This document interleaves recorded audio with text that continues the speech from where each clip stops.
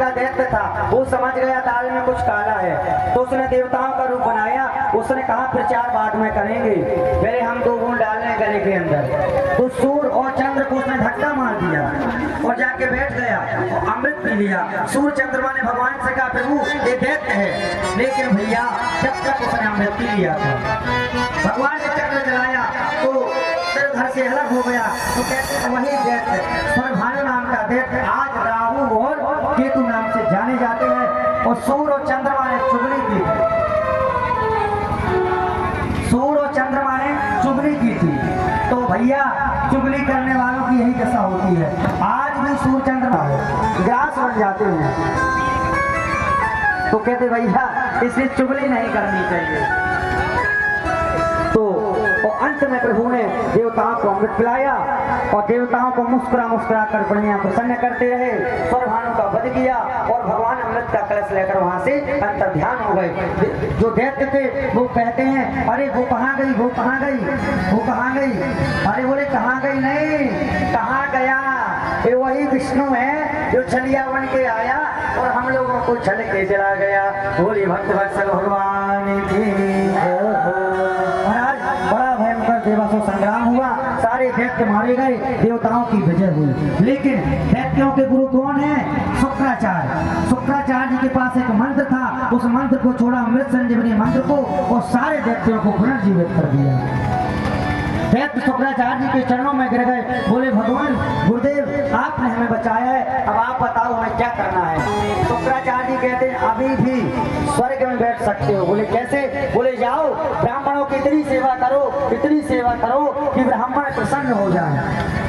महाराज दैत्यों ने इतनी सेवा की, ब्राह्मणों की इतनी सेवा की कि ब्राह्मण प्रसन्न हो गए और अपनी दिव्य शक्ति से एक अमोघ रथ प्रदान कर दिया राजा बलि को और कह दिया जाओ राजन, इस रथ में तुम्हारी कभी पराजय नहीं होगी।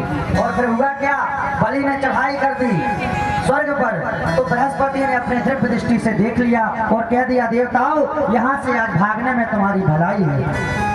आज बलि ऐसे रथ पर बैठ के आया है कि संसार में, इस विश्व में कोई नहीं, बलि को कोई पराजय नहीं कर सकता।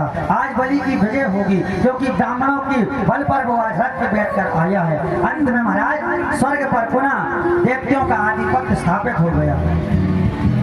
अब महाराज बेचारे देवता रो रहे हैं, यहाँ वहाँ भाग रहे हैं। और महाराज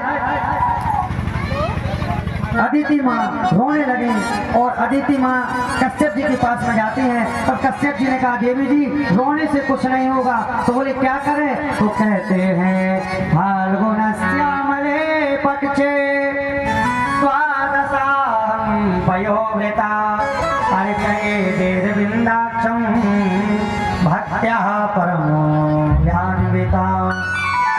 कहते देवी जी फाल्गुन माह में शुक्ल पक्ष में 12 दिन दुग्ध आहार करके पयोव्रत किया जाता है, वो व्रत कर लो, तुम्हारे यहाँ साक्षात भगवान प्रकट होंगे। अंत में माँ ने वही किया, अदिति माँ ने पयोव्रत किया जिसके प्रभाव से साक्षात स्वयं भगवान को मानना पड़ा। तो कहते भैया भगवान की प्राकट्य का शुभ समय आ गया, भादों का महीना शुक्ल पक्ष आ गया, द्वादशी तिथि आ गई और भैया शुक्ल पक्ष आ गया और भगवान बटुक बामन प्रकट हो गए। बोले बामन भगवान की। महाराज तम बटुम बामनो दृष्ट्वा बोधमाना महर्षया कर्माणि कारयामासो पुरस्कृत्य प्रजा। बामन भगवान के स्वागत करने के लिए सारे देवी देवता आए। ब्रह्मा जी ने अपना कमंडल दे दिया, सरस्वती ने रुद्राक्ष की माला दे दी और पृथ्वी ने खड़ाऊ दी, सनकादियों ने आसन दिया, आकाश ने छाता दिया, चंद्रमा ने दंड भेंट किया और इनने सब कुछ किसको दे दिया? बृहस्पति को, क्योंकि गुरु को सब कुछ दिया जाता है। जो यज्ञ संस्कार करते हैं गुरुदेव, लोग क्या देते हैं? पुआ को दे दो, है ना। बामन भगवान का किसने किया जन्म संस्कार? बृहस्पति ने, गुरुदेव ने।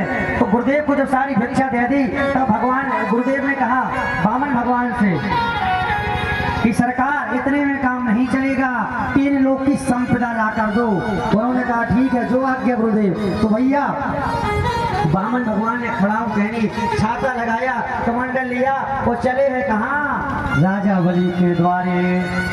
हरि बामन का भेष बनाए, बलि राजा के द्वारे।